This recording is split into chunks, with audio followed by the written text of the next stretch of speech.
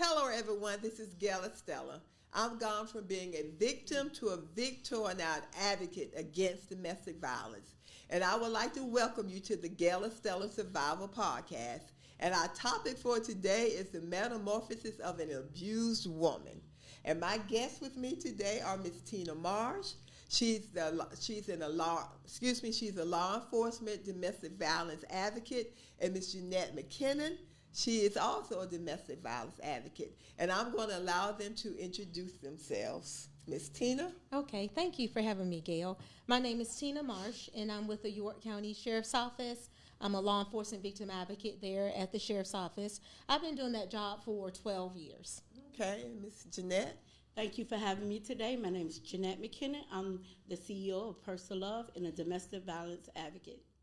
Okay, so we're going to start with you, Miss Tina, the law enforcement, domestic violence advocate, which we all are domestic violence advocates. What made you go the law enforcement route instead of on the, private sector? What made you choose law enforcement? Okay, that's a good question. I worked for the YMCA here in York County for 15 years, and I also was in the Army for 5 years. And one day, the officers that worked the Fort Mill area came in and said, "Hey, Tina," I had a good relationship with them. "Hey, there's a position opening at the Sheriff's Office as a victim advocate." And I did inquire, "Well, what is that?" And they said, "Oh, you just help people." I was like, "Okay, well, I'll go ahead and apply." So I applied, and 12 years later, here we are. As a law enforcement victim advocate, because we're dealing with victims of crime, we're oftentimes the first line of defense for victims of domestic violence or any other crimes that affect victims. And so that's what my role is as an advocate. We help victims of all crimes that's committed against them. And I just think back to the times when I was in a domestic violence relationship and calling the police. I can't ever remember a domestic violence advocate or a law enforcement advocate showing up. It was always the police. So has this always been prevalent, or is this something more prevalent now, just say maybe within the last 10 or 20 years? Yes, I know at the Sheriff's Office, our unit started about 20 years ago. Okay, that's why. So we did not have a law enforcement victims assistance unit. The previous director started that because of being in a situation in court where there was no way to defend herself or the advocate, or the victim that she was assisting. So thus she went to the former sheriff at that time and said, "Hey, we need to create a position called the victim's advocate." And then she went to the academy. So we are sworn officers. We're class 3 officers, class 3 advanced. We go to the academy for 2 weeks to learn the legal part of our job, because we're in and out of court with victims of crime, not just domestic violence, but other crimes as well. So it's kind of rare that you do have law enforcement victims advocates, but we do have something called the Law Enforcement Victims Assistance throughout the state of South Carolina, which is rare, but some agencies do not have victims advocates. They will outsource to private sectors, as you said, to get that victim some assistance. Okay, that's good to know. Miss Jeanette. Hi. Let's tell us a little about you and your organization. Well, my name is Jeanette Mckinnon again. My organization is Purse of Love. The reason why I named it Purse of Love, because what it is, I want to gift women and victims this purse where I leave them their dignity, but also give them the things that they need, whether it's journaling, prayer, food, clothing, whatever it is that they need. I gift it inside a purse, leave it there, and we keep it between them, God, and myself. So what I wanted to do is turn my mess into a message. I was once a victim, and I flipped it and turned it now to a victor just as well as you. And so I promised myself in God that once he delivered me from the relationships that caused me to be in this abusive relationship, that I will promise that I will do everything possible to save other women, to educate them about the proper way of dating, to receive love without it being harmful. We shouldn't have to suffer first before we get it right the first time. Wow, that's good. So how long has it been since you've been in a domestic violence It relationship? has been now over 22 years. 2 years. years. 22 years. Praise God. Yes, That's good. 22 years. God is good. Yes, yes, he So, is. Miss Tina, tell us some of the things that you experience and see on a daily basis when it comes to domestic violence concerning the victim and the perpetrator. Domestic violence is very unique, and as you know, those are some of the most dangerous calls that law enforcement responds to is domestic violence. As we were sitting here, Gastonia just had an officer-involved shooting where the officer was shot and the suspect was shot as well. Okay, so in Gastonia right now, as we are sitting here, we just had a call in Gastonia, North Carolina, of a domestic violence-related shooting. It is a very serious subject and around the nation. When you are dealing with a victim of domestic violence, whether they are black, white, rich, poor, whether they come from certain parts of town, it doesn't matter. That mindset is the biggest key that I see on a daily basis is the mindset of a victim of domestic violence. And it comes with a lot of interesting things along with the why. The why. People will say, well, why do they not leave? And the why, but it's a lot more to just staying. It's how do you get out, which I'm sure we'll talk about that, during this conversation. But you see the mindset, you see the dependence upon the abuser in the situation, the fear, the lack of confidence, and the lack of value that they're having for themselves. And that's good, and we will talk about all of those things. And statistics says that every 20 seconds, someone is being abused. Yes. And that's so interesting. While we were here, Yes, an incident came through from Gastonia. that is correct. And with us in South Carolina, we rate number 6 as Yes. far as domestic violence and homicide. So why do you think we're so low, or would we be high on the totem pole? Would it be low or high as far as our number? High on the totem pole, number 6.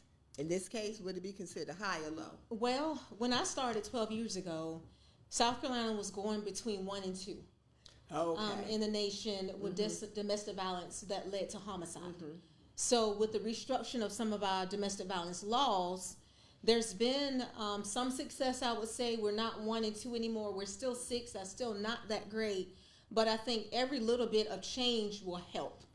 So when the laws were restructured, it did help us a little bit in how those laws are enforced and how the statutes were now created or recreated. But we still have a lot of work to do in South Carolina. But when you're talking about domestic violence, it's going to be the heart of the matter. For some reason, why you have to use violence in relationships, it goes back to the heart. Why do you feel you have to abuse your partner in a conversation that will be just normal for other people? So with that being said, let's talk about the perpetrator. Okay. Whether it's a male or female. Because I interviewed a male last week.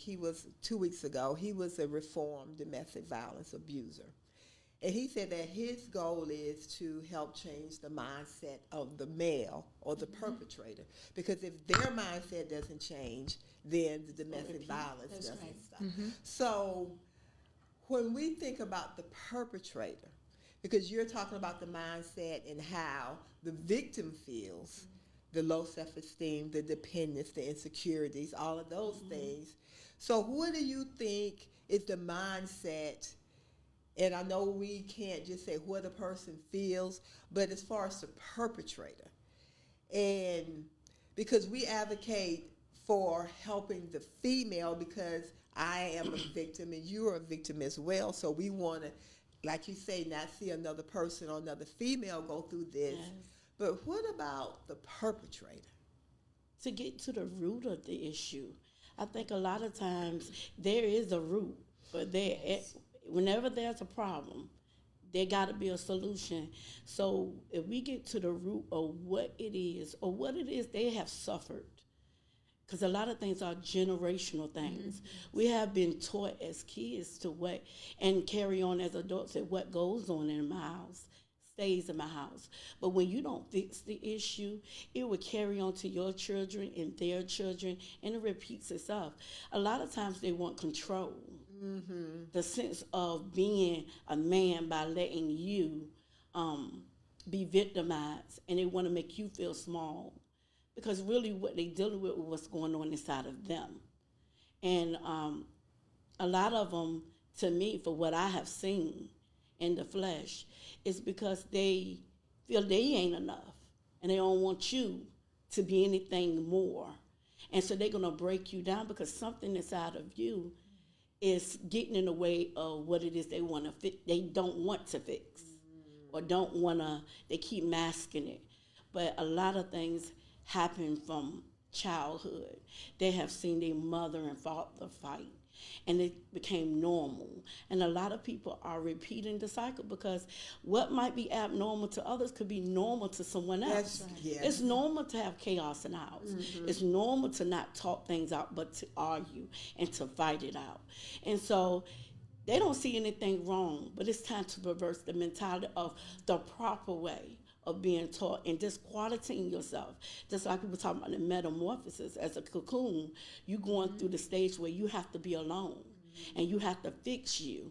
And there comes a time where you have to renew, and then you restore, and then you relive. And when a lot of times when the victims or victors turn around, and the ones that's doing the victimizing, they get locked up, but they don't get the help that they need. And I just wish there was something out there that when they do get incarcerated, that it must be, before you get out, some counseling sessions and some things in place in order for you, that's part of your release, that you complete this program, because it's going to repeat itself, and they become the same script but different cast members. And I remember hearing someone say, just like on your driver's license, if you're an organ donor and you have the red heart on your driver's license, if you are an abuser, or if you've been, what's the word I'm looking for? If you've been convicted of abuse, that it should be on your driver's license. With you being a law enforcement, what do you think about this? Well, when someone is convicted of domestic violence, there are some privileges that they lose, and firearms is one of them. In our state, they will lose their firearm privileges if that is what the negotiated sentence is at the time. And then if there's orders of protection that are in place for the victim, that would oftentimes also be stated in the order of protection that they're forbidden to have firearms. And so that is one step. Another step is when they have to attend some type of batterers counseling. And it may be 12 weeks of batterers counseling, domestic abuse counseling, whatever that counseling looks like. Sometimes that is a part of the sentencing, that if you do and complete this program successfully, then you will get this. So it is a negotiation between the abuser and the state, but they have to be willing, like you were saying, Jeanette, they have to be willing to admit that I have a problem. There you go. And if they don't, then it's just going to repeat itself. And some of them may go through just to go through the formalities. Let me finish this. I'm going to get it dismissed, or it's just going to be reduced from domestic to assault. But that's not helping, because you're still dealing with the same issue that you refuse to deal with. You know how, like, sex offenders have to report and get on a list? I truly believe, because nobody want to get on that list. It restricts, it destroys your life in so many ways. The same thing with a domestic violence. The person who victimized someone, there should be a list. Like, there should be something that a woman should be able to go and look and see if the person that they dating had history of domestic violence. Because if you don't do your research, a lot of these things repeats itself. And it's time, like you say, it should be some things in place where they must complete. They must do these things so it can stop. It ain't an easy pat on the wrist and then you go on, because there's no repercussions for the things that you do. It's going to happen over and over again. I need them to start thinking about it before they do it. So some type of exposure. There you go. Because nobody wants to be exposed. Nobody. I like that that concept. Now, I always share what sometimes if it comes up with a client or victim I'm working with. In York County, we are under the 16th Circuit Solicitor's Office. If someone goes on the public index, they type in that person's name, it will bring up what they've been charged with. And I don't think a lot of people, and I'm sure in other states, North Carolina, you may be able to go on your circuit, whatever your district attorney's public index page is. I'll say go on there. If you're dating someone, it's called the public index. It's the 16th Circuit. So we're under the 16th Circuit, which encompasses York and Union County. So if you go on there, you should be able to put that person's name in and see if they've been charged with domestic violence or they're evictions. It would show different things like that, traffic tickets, all that. So that is a way that you can find out. But I do know if you want to get a background check, that's probably going to cost you a little bit. But I would probably go and fork over that money if you're really concerned about getting a background on someone. It's worth it. Okay, so with that being said, when we talk about the red flags,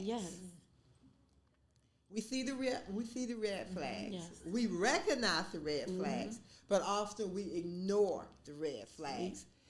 So, do we really, really, really want to go to that list and see that person's name on that list?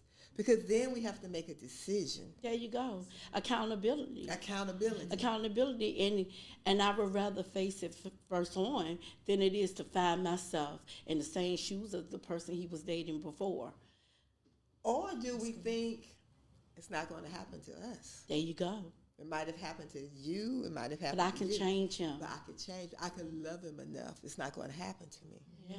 That's a good point, what you said. I think that we're not vetting enough and giving it enough time. Because what I've seen is meet someone, and 2 weeks later, you're moving them into your home. I would really discourage women, especially, and men, to not allow people to move into your home, especially when you have children. Yes.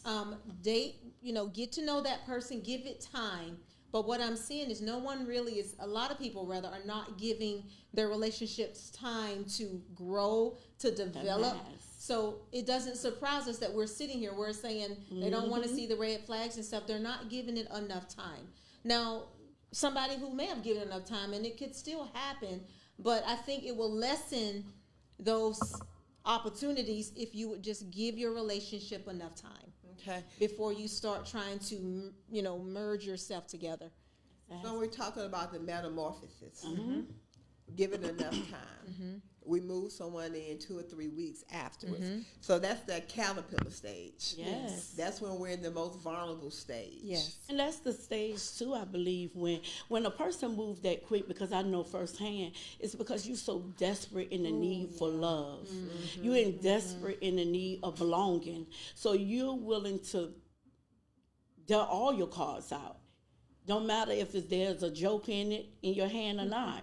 We do that because we are so much in need that we got someone, we're excited, we want to do whatever it takes, we rush in the process, because a lot of these young ladies out here is searching for the one thing they should have themselves, is love.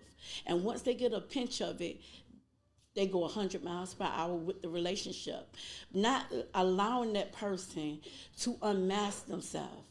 And show me who you are, even in the ugly stages. How do you talk to me when you're upset with me? How do you handle yourself when things don't go your way? How do you handle yourself under stress and depression? That is the time when you're dating someone, you can be able to see how they handle themselves under pressure. And that's when you're going to find out the true person that you're dating. Not so much of the nice fancy dates and the gifts, but I want to know the other side of you, the unveiling, and see if that's the person I want to invest my time and my life with. And then if you ask the proper questions, you'll get the answer. But a lot of us is not asking the questions. Because you can invest 6 months to 6 years with somebody and find out they never wanted kids.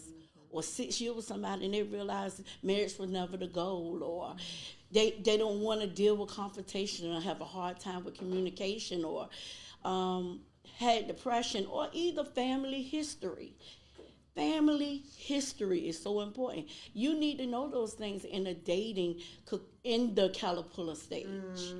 You better know what you're getting in bed with. As a mother and as a parent, it is your job to keep the boogeyman out the house, not bring them in. And we are inviting the boogeyman in the house. And you are the one person that your child calls in the midst of that nightmare. Don't you be the one to bring them nightmare into the household. But it's your job as a mother, before you invite them in, to know what you're dealing with. Because if you sit down and talk to the family, then it all makes sense to why you're dealing with the boogeyman now every day. Ask those questions. Don't be scared to ask those questions. And if he loves you and if he want to be with you, he will understand respectfully because of your kids. And even if you don't have kids, for yourself, that we're going to date outside the home. And then when we feel comfortable, we're going to merge us together. But until then, you're going to respectfully understand that I need to know you outside, not so much in, because we are dating someone in the household, and you don't know a person until you live with them. That's when you find out the true meaning of who they are and what they are and what they stand for, and you'll be shocked what you see. You'll be shocked what you see. That's good. Do you have anything else to add to that? That's really good. That's really good. I would say time, like I said, take time. And just remember, the children are the true victims. When they are in the house and they are seeing that and they're hearing that, especially we will have kids calling 911 and saying, my mother is getting assaulted. When kids are starting to get involved, then we really have a problem. Because when they're calling, they're exposed to that trauma. Yes. And something needs to be done. And that's when Department of Social Services will get involved if the children are constantly being exposed to violence in the home. And you don't want them in the home. Exactly. And we do understand adults have arguments, absolutely, but the argument shouldn't spill over when there's full-blown fights and violence being used. And what I've seen, you asked me earlier what some things I've seen in my years of doing this job, that children will try to jump and help, and oftentimes they will get hurt. We had a young man that his this bone was broken because he was trying to help and got caught, in the face trying to defend mother. So there is a lot of serious issues that come along with. It's not just you in a relationship; it's you and your children, and they have to be priority. What I'm seeing is something that we would sometimes say in the office is we're not seeing the mothering like we did, maybe back ago, long ago, where there was a mothering, there was a tenderness, there was a caring for the children, packing the lunches, Mama Bear, is there, in nature. If Mama Bear thinks that you're even trying to, she's going to come out. You're going to get the claws. And it just seems like Mama Bear's in a coma. Like she's just completely hibernated, and the babies are like, wake up. And I think that there needs to be a revisitation of what it means when you do have children. But like you were saying, Jeanette, even if you don't have children, I would say it goes back to yourself, your value. How much do you value yourself enough to be in a relationship and give it time? I know I stress that, but just like we have 4 seasons, date 12 months, you get to see how someone is in winter, spring, summer, and fall. Because there may be some triggers in the summer that you're like, where did this come from? Well, when I was a kid, we didn't have this or that, or my mama, when everybody was out of school, I would get beat. Right. So we don't know how that season is, but take time. And also pray and ask for discernment. Don't just jump in these things, whether he's in church or out. We know if you're a believer, it should be in the church. But ask the Holy Spirit for discernment before you rush and get in. Because we the blueprint. Because just like you were saying, the kids get hurt. They see through us the proper way to date. how to communicate, How to be treated. Exactly. And we are the blueprint and they are the copy. So if I see you all arguing and fussing all the time, and that's your proper way of communicating, I'm thinking when I get older and have a relationship, you're birthing now victimizer and womanizers. Because that's all they see, and it's have became, like I say, normal behavior. So we have to. It starts with us. Yes, it does. It starts with us. It starts with us. So we're going to continue on the metamorphosis. So we have the caterpillar stage. That's where you're the most vulnerable. It's self-esteem, not acknowledging that you're in a domestic violence relationship. And I always like to say acknowledgement, and then once we acknowledge it, we have to accept the fact. And then once we accept it, we're due to ourselves to act on it. We have to make a decision. And then once we make that decision, we can forgive, love ourselves, and forgive and love the other person. But once you're in that denial stage, and then once you become this, you acknowledge, okay, well, maybe this is in a domestic violence relationship. So that caterpillar stage, let's talk about the cocoon stage. That stage, I like to say, where God takes us and hangs us upside down, and that's when the metamorphosis began to take place. So let's talk about that stage. With the metamorphosis for us, the cocoon stage, in order to fix a problem, you must acknowledge what the problem is. A lot of us believe we're not being abused because he's not beating me, but he could beat you with his mouth. If he's the financial over the house, if you don't do this, I'm not going to pay the bills. I'm not going to give you the necessities that you need for everyday daily living. He's restricting you from that. It's not just, it's also spiritual. It's a lot of people that's in the church house. That because he is the pastor, he's giving the congregation heaven, but giving you hell at home. And use God as a weapon to hold you bound into a relationship that you know is not of God. Because God say he don't want us to divorce and don't want us to be separated, to follow your husband, but he's using the word to get control, as him being the head. Now he's using the word of God to now control you in a way that God never intended it to be in that way. And you're falling for it. And we cannot fix anything until we acknowledge what it is. And once you acknowledge it, then you fix it. But people always say, why don't you leave? If he has your mind, he has your body. It's just like a bird in a cage, and I was that black bird, so I understand. That was not a door that was locked. I could walk and go in as I please, but I wouldn't leave because the mental, anybody who abused people, if they got your mind, they automatically got your body. It's just like a bird sitting in a cage with the cage door open, and you are too afraid to fly out. So a lot of people don't understand it's not as easy as you think. Some women has been threatened, if you leave, I'm gonna kill someone.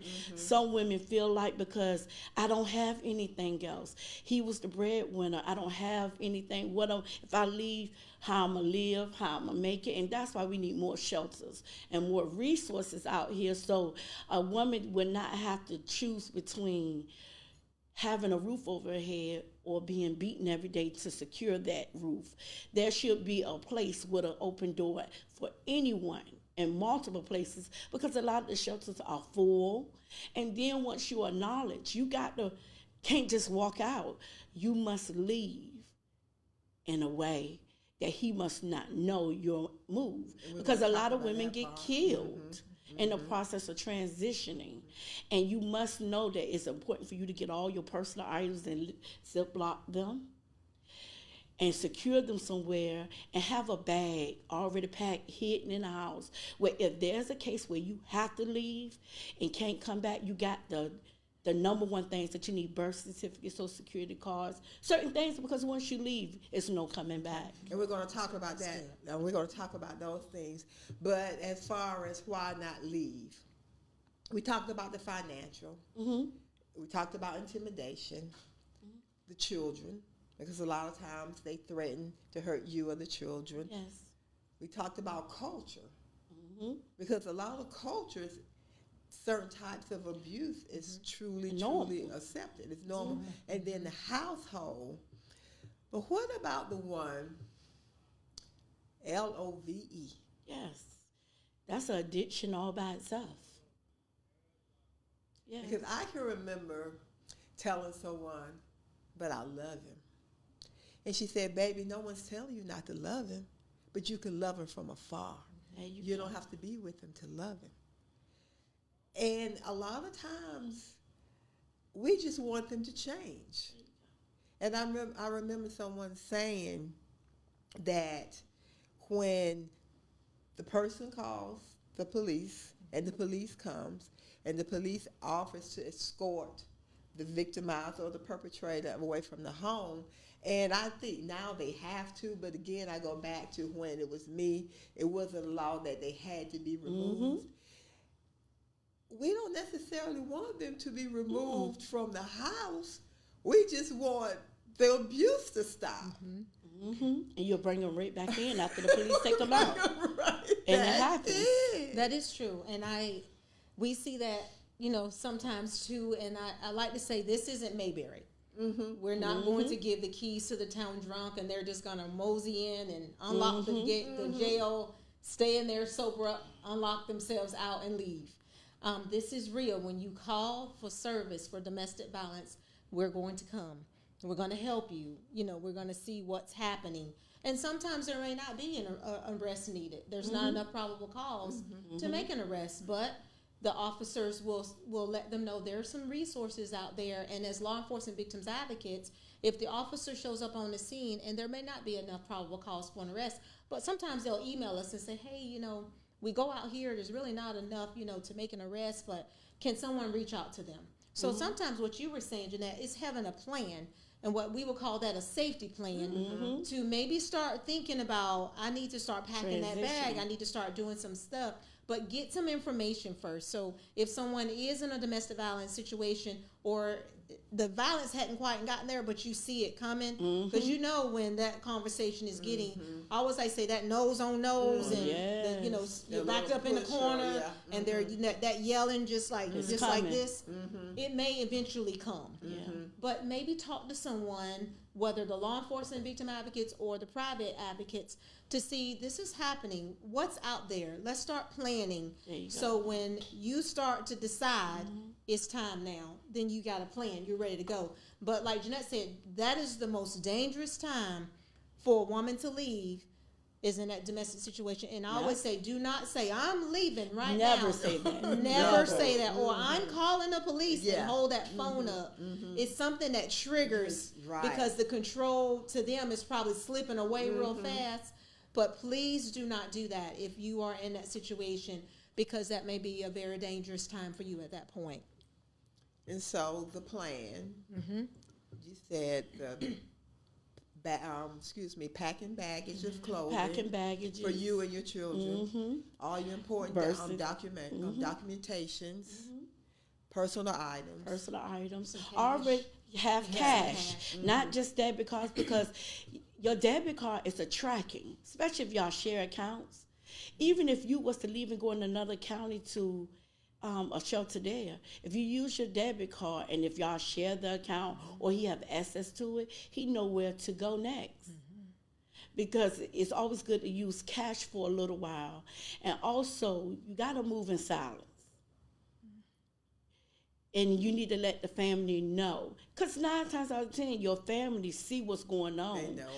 You're not the one willing to leave. And just like we were talking about, you ask for the help. They remove them from the home. We bring them back in the home, and sometimes we bail them out to bring them back in the home. I have seen it being done. But I'm telling you, when it get to the point, and it happens so fast, you don't wait till the moment that happened. We get signs before destruction. Yes. So already prepare yourself for the just in case. And if this was to happen, tell a friend or a family member where y'all could share each other locations, just in case if I disappear for 3 months. Yes. Or I just know this is where I'm at, or 2 days, this is where I'm at. Only you know. Use codes and pens to be able to know what's going on with certain people. Gotta be someone you trust. And if the person who's victimizing you know that other person, he can't have a relationship with them too. Right. Because they're gonna feel that they're loyal to him too. And well, this is where she at, don't go over there. You need somebody that's gonna hold you down in this transition while you get yourself settled. Because when you're away, now you got to now walk on rocks with fire. And you're gonna have to cross them. And you're gonna have to cross them alone. In other words, you're gonna be scared and it's gonna hurt to walk. But you're going to have to do it because you're worth saving and your babies is worth saving. So to do that, you're going to have to be in that cocoon stage where you're being quarantined. It's just like you going to the hospital and you got this affection and they have to put you in this bubble. That is your time between you, God. Yes, you and God. That's right. You and God, To and you heal. got to heal. And not only just heal, you got to know who you are because the person you were before that relationship is gone. He stole something from you. Now it's time for you to restore. And you are now going to be mosaic art because remember, you allow someone to hold you whose hands wasn't heavy enough to carry you. So he dropped you. You have been broken in many little pieces. And now you got to take those pieces of you off that ground and mend them back together. But I promise you, you're going to look so much better broken than you were whole. You put you back together again. You got to just trust the process and take this time alone to fall in love with you again, because you can't give your babies nor anyone else anything that you don't have for yourself.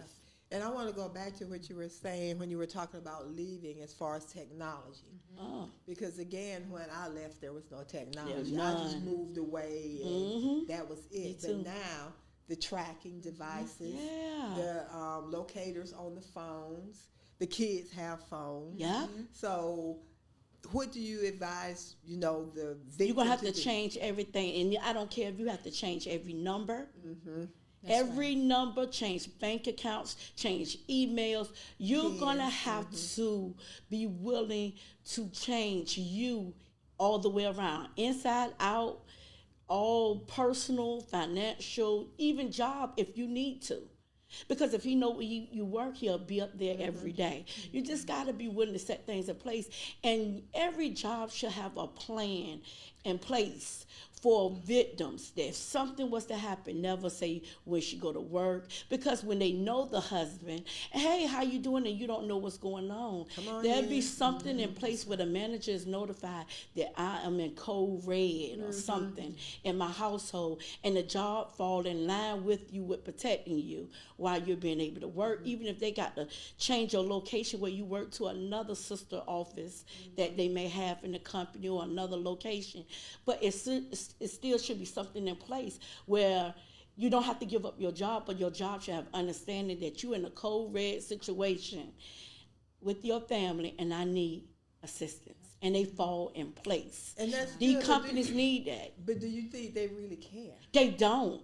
They don't care. But that's why you, at that point, if I have to let the job go, so be it. So be it. And I remember someone telling me, you have to act as though they're dead. There you go. As though they don't even exist anymore. There you go. So that means no phone calls. Nothing. They're not here. You can't communicate with them, anything. So the cocoon stage, and after you come out of the cocoon stage, you emerge as a butterfly. Yes. But one thing interesting about the butterfly is that for 2 weeks, after 2 weeks, the wings are still soft. There you The go. butterfly. Fragile. Yeah, they're still hardened. They can't fly. And I always say that a lot of times if we immediately came out of the cocoon and we looked at ourselves in the mirror, we might not recognize the new person. But look at the beauty of a butterfly. It's beautiful. They are beautiful, but they don't know it. Their wings are behind them. And so are you. The person you were back then is gone. Now embrace you beautifully flawed and all, with all the scars and all the past hurt, and embrace what it is and turn now the mess into a message, your trials into a triumph. Now what are you going to do? But that is a stage 2, could be tricky. Because then, right when you get all that together, then the devil come in. The enemy is something tricky, and he knows what you love too, and he knows what you want, and he knows what you're thinking about, and then there go a phone call that may trigger you right. That's why a lot of victims, if you're not ready, it's like they will go right back at that point. And to you find yourself right back in the caterpillar. Yes, so you want to believe in yourself and know that I don't work too hard. When you dig yourself out of a hole and got your pretty nails all scuffed up and your knees bloody, you don't want to go back in that hole. So you want to keep going, and that's the time where now I'm standing on my own. Now I got my own apartment again. I got me a new job. My kids are a lot more happier because now when a mother is going through something and the child says, Mama, what do we say? Not right now. We're blocking our kids' access of us when they're supposed to always have access. So now they have access to their mothers now. They're talking to them. She's smiling now because now I am now free of it. But now this is the time you need those advocates more than ever. You need your support more than ever to keep pushing you, praying till something happens.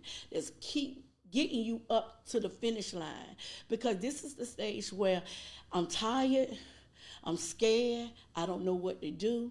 And that's when we come in as advocates and say, well, we're going to walk with you to the finish. We're not thinking about what happened then. Let's talk about now. Right, let's talk about so now. We come in and help find job placements.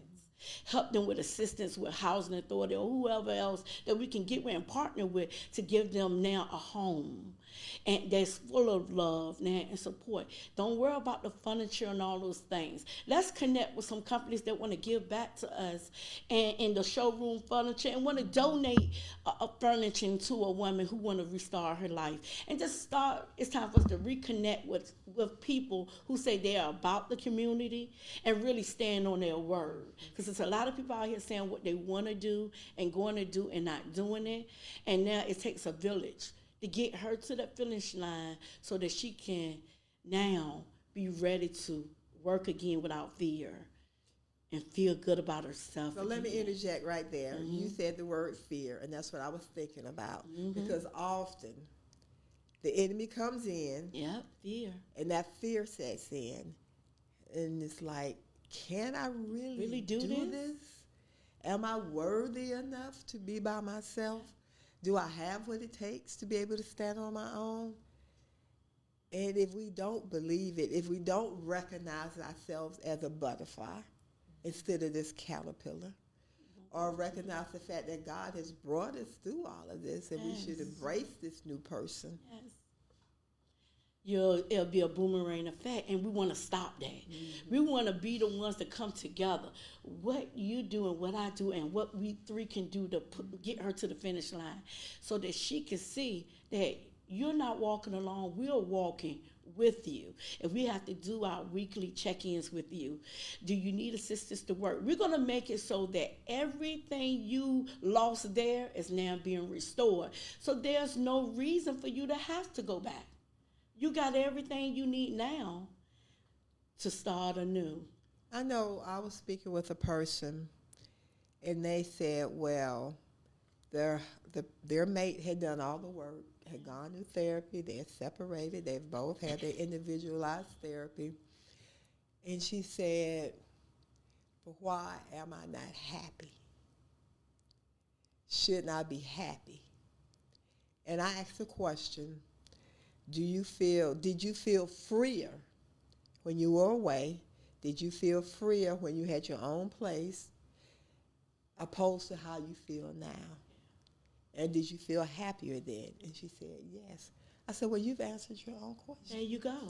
Yeah. You've answered your own question. When you were talking, Jeanette, about now about that butterfly and the delicacy of the wings, I thought about that too. Now is the support system has to be present. There you go. But you have to let them know that I need help. That when we talked about that earlier, but that support system is so key when you come out, so that you don't have to even contemplate going back. But we're talking about being made new. We're talking about newness of life. We don't want to return back. Like it says, it's like a dog going back to his own vomit and a pig going back to the mud. We have to look at it like that. That is a serious, that is serious. If we've been redeemed and called out of darkness into the light, we're in the light as a butterfly. That is a light. You're flying, you're free. We don't want to go back to the cocoon or a caterpillar walking on the ground. We want to soar and we want to fly. Right. So that's something that we really have to have our community that's like-minded, that they're pushing us, not saying, well, maybe, like you said something, well, they've done the work, maybe you should give them another chance and stuff. That person needs to seek the Lord themselves and say, Lord, you brought me this far. I really don't want to return back. That is their decision, but they should not be pushed into something, because I always say, give them time if they want to stay. This is the ones that choose to stay if they go through the program, go through domestic violence, counseling and stuff. I always say, wait till you see some fruit, some real fruit. Yeah. Give it time. It may be 6 months. It may be 12 months, depending on that program. But you cannot just rush in because you saw a little twig stick up, like, oh, I see something. Because we get that. I see something. Yeah. Because if you rush in, and I like to use this analogy, if you rush in like a savior, they lose the resolve to get better. Yeah. Because there are some families that are going to work it through. Some are going to just say, you know what, we're going to work it out. We're going to do this. But give them time to go through what they need to go through to get the help, because you talked about the perpetrator. Get the help they need, and then you make that decision. Now, do I want to still go back to this? Yeah. Because they're saying they're new, but you have to seek the Lord and ask for wisdom. Your circle, ask for discernment like we talked about, because you may want, like you said, I'm brand new, and your friend is like, I'm ready to go, and she may be better off, moving on instead of staying, returning Faith without back. Works is dead. You got to be your own savior. We can't give you what you can't give yourself. So that's part of like what you were saying. We got to see you really want this, because sometimes if we move in too fast, we could cripple the situation versus helping them. But you got to put in the work too. Don't expect us to do it all. But Jeanette, the kids miss their father. Yeah. But Jeanette, and I know what you're saying. I know that pressure. And the kids will be sad. Well, he needs, and I say, well, that's when you are supervision part got to be in place. You are part of the children. Are part of you. It can't be where they're a good father, but they're just terrible to me. Oh no, but they're good. But you're one, and with the domestic violence cycle. We know that once the mother, or we say that we know that men are victims too, but when mothers are under control, when that person, because it's power and control, the next on the wheel are the children, and then the children, then it's pets. Yeah, people think that's funny, but it's true. Yes, but pets, because it's all of that power. So if I love my pet, and you grab my pet and you say, if you do not do what I say, what am I going to do? Okay, please don't hurt my pet. There we go. But they have to understand that you need to allow them to go through that, and then you make a decision. It's always going back, a decision. Do you want to continue this, or do you want to? And that's why paperwork need to be in place about visitation. You can visit your kids without me. Because I can have someone to step in to take the kids from me for you to have your time with them. Should they be supervised? And most definitely. Until you show otherwise. But I feel like there should be things in place where when all this is going on, what about the kids, the pets, and all that stuff? It should be order protection in place. There you go. So then it has nothing you can't dangle. Because sometimes they will use every little thing they can to dangle. Dangle right there. Yeah. Family and exposure. All. Maybe Yes. things that the two of you have done together. Exactly, but that's okay. And they want to expose. And they will yeah. use that against you to get you right where you at. And that's where the strength, in the cocoon stage, take all the time you need so when you're faced with this face on, you're strong enough to deal with it. And if you feel like you can't, that's when someone can, your circle can step in on your behalf. But you got to open up your mouth. Closed mouths don't get fed. And stop lying to yourself There as you well. go. Because we can become great liars as well. And this happened a lot in same sex. And see, I want people to understand same sex relationship and marriages, as well as spiritual stuff that goes on. Be surprised what goes on in the church. I'm serious. Outside of just the norm, it's some stuff that's going on, and things have to be in place. And it's not. And I feel like, because I know firsthand, when I went in a shelter with my kids, and once I left, nobody came back to do no counseling with me and all those type of things. I was just strong enough to keep going. But I know there's some women that's not as strong as I was to leave and never return. And some go back. And I feel like they push them out there. This is all the resources we can do.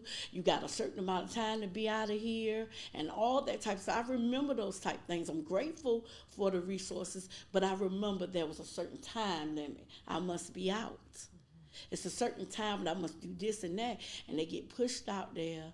And nobody ever came back to say, is there anything else that you need from us?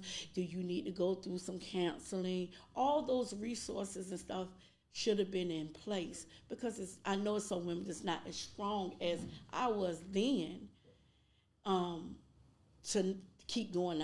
I didn't go back. So it just need to be some things, because even though their wings are now showing and they can fly, believe it or not, that is a valuable stage that you need to stand tall and be honest. I'm scared. I don't know what to do. What do I do next? How do I move forward? And how do I not go back? How do I not go back? That's good. And fall in love with that mirror, honey. That mirror could be your best friend. Regardless of. And I like to say, take yourself out of the box. There you go. Take yourself out of bondage, because I held myself in bondage for a long time. Guilt, shame. And I looked at myself a certain way, so I felt that you were going to look at me the same way. It's like someone told me, Irish painting, I'll never forget, they smell your wounds. And that's something you got to think about when it's time to reveal your wings. Now, you left him. There's some vultures out there can smell your wounds. And you will be, because that was me, a repeated offender. That you will find yourself out of one mess and you done hop yourself into something else. Going too fast. Because they smell, oh, she fresh. Wow. She fresh. They see your head is bowed down. Because you letting the shame and guilt. They see that you're timid and you're tough. You know, you could just look at some women and know they just need love. And a man who out for only a woman like that will swoop his way right in and give her what it is that she thinks she's longing for all over again, only to benefit himself. To benefit himself. This has been good. Ooh, this is good. So are there anything in closing that you would like to leave the audience with? I would like to say, as from the law enforcement victim advocate perspective, if someone is in a domestic violence situation right now and you need some help, realize that there are services out there. I know there's been a lot of conversation that we've had, all three of us, but there are services out there for you. There's help for you. Don't be afraid to ask for that help. There is no shame. There's no rocks thrown at a glass house whatever that's, in your mind, know that you're worth more than that. The Lord Jesus loves you. He did not create you to be abused or beaten. That job was taken on Calvary. He can restore you and heal you. And just know that you are loved, regardless of how you feel. Your feelings are fickle. They deceive you. But what's on the inside, know without a shadow of doubt that you are loved, and move forward and pick up the phone and call someone that you can trust. Miss Jeanette? I want to say that you are enough. You are worth preserving. That you are not your mother's, grandmother's, sisters, aunties' pain. You are who you are, who God destined you to be. You are like all the women in the Bible, Mary, Martha, all of those women. God loves you. So I want you to start today. When you're in the bathroom and you're brushing your teeth, you look yourself in the mirror and start loving on you. Do not expect others to give you what you're supposed to have first. Love starts with you. And once you have that type of love wrapped around you, those type of men will not even look your way because of the love that you have on you. They know they can't run that game on you. They can't abuse you because you are strong, you are beautiful, you are enough. Your kids and your stuff is worth preserving. Leave today. If you're a woman out there and everything that we discussed today, describe what you're going through, I want you to reach out to one of us. We will give you the necessary tools and give you what it is that you need so you can start your journey of freedom. You do not have to be silenced. We are here to speak for those who cannot speak anymore. Rest in peace to all the women that lost their lives due to domestic violence. It's time for us to stop this, not tomorrow, but today. I want you to save you because that little girl or that little boy is depending on you to be the blueprint of strength and learning how to turn a mess into a message. I was you, and I'm telling you, if God did it for me, He can do it for you. And again, my name is Jeanette Mckinnon, and I'm Miss North Carolina All-World Beauty Elite 2024. And trust me, if I'm crowned, you can be crowned in victory too. And tell the audience how to find you on social media. You can find me on social media. My name is Jeanette Mckinnon, and on Instagram, I'm Melanin Goddess 912. And you can find me at Tina Marsh on Facebook. Instagram is Tina Marsh on Instagram. You can also contact the York County Sheriff's Office, the Victims Assistance Unit, and you can get help there. Get help there. And again, this is Gail Estella. You can find me on Gail Estella on Facebook, Gail Estella Speaks on IG, Gail Estella Speaks on TikTok. And I would like to say thank you, ladies. This was nice. This has been nice. great. Yes. I thank you so much for this candid conversation. Yes. And we hope that someone take heed on what they heard today and allow your wings to fly and allow yourself to become that beautiful, beautiful butterfly that God intended for you to be. Have a great day, everybody. Bye-bye.